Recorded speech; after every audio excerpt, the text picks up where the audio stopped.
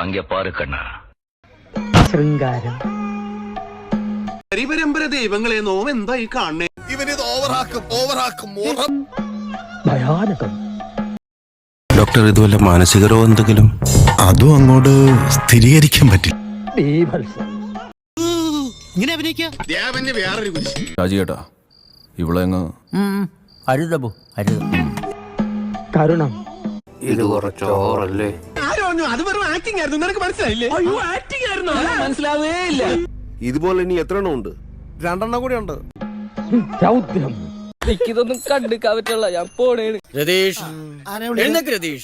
രതീഷ് ഞാൻ വിളിക്കുന്നത് ഇങ്ങനെ അവിടെ തുടങ്ങാമോ?